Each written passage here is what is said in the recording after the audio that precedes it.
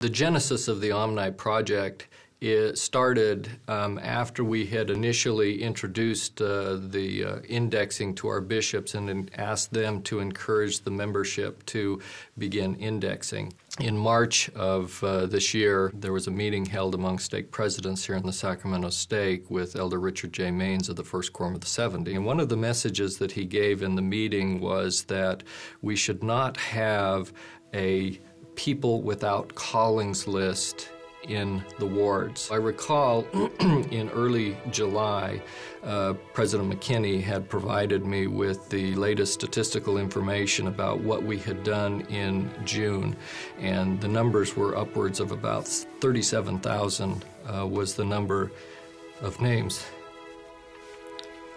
that have been indexed. And when I got that, I was a little surprised. I thought we would have an initial growth curve in response to what we had asked the bishops to do, but I hadn't expected it to keep going up, and it was one of those moments. And I can only describe it that this impression came to my mind of 1 million. It happened just that fast, and I dismissed it immediately and thought nothing of it.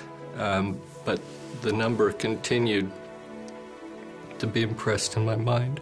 So I sent an email to the members of the stake presidency saying I didn't tell them what my experience was. I just wanted to kind of float the idea. We met as a presidency and discussed it, and I told them then more about the feelings that I had had. We all approved the idea of announcing to the stake that we as a stake would have as a goal to index 1 million names in the month of October.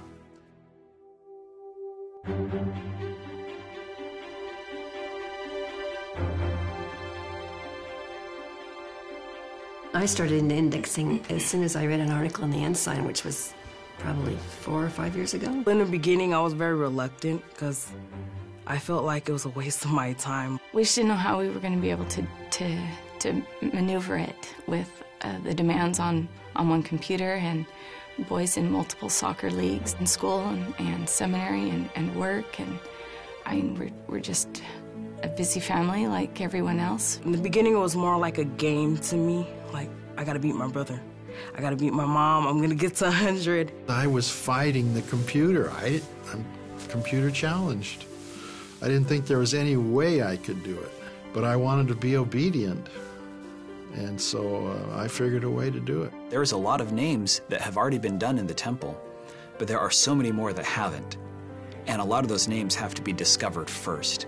And so this indexing, this digital extraction, is the way that we can discover new names that can be done. We had pictures that had been taken, and they've been sitting here on a computer, and now we can go through and type these names out. When the stake announced 1 million names, I thought, how in the world are we gonna make 1 million names? But when I was thinking about the story of Nephi, when they received the assignment to go back to Jerusalem to get the genealogy or the plates from Laban, his two brothers were complaining, but Nephi said, I will go and do the things which the Lord had commanded. For I know that the Lord give no commandments unto the children of men, save he shall prepare a way for them, that they may accomplish the work.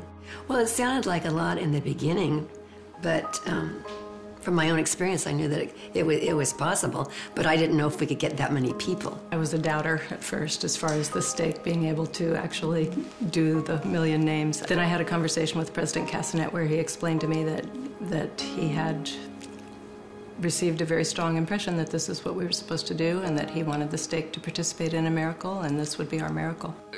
I couldn't deny it. There's nothing I could do about it in the sense that I knew that the Lord had basically said this is what he wanted to have done, and so it was kind of I will go and do. But nevertheless, it was a tremendous burden for me because I knew the thousands and thousands of hours that would be devoted not just to the people actually going out and doing the indexing, but just preparing them training them, getting them signed up, and the huge process it would take to build up our numbers, because the goal was, if we could get 1,000 indexers to index 1,000 names each in the month of October, we could accomplish the goal. We scheduled meetings where we would go and talk to people and try to demonstrate how easy it was to register to get an LDS account and register to do indexing. We talked about it in sacrament meetings. We had an all-day workshop training. We did everything that we could to get as many people registered and excited about indexing as possible. When I first started, I was so conscientious, trying to get everything right and not make a mistake. I got going and got faster, of course, and I was pretty proud of myself. I had entered in everything, and it all looked great. Just as I was getting ready to hit the submit button, I heard very clearly, a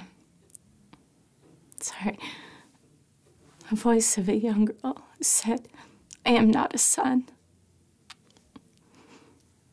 And it was a 13-year-old girl named Ellen, and I've marked her as a son.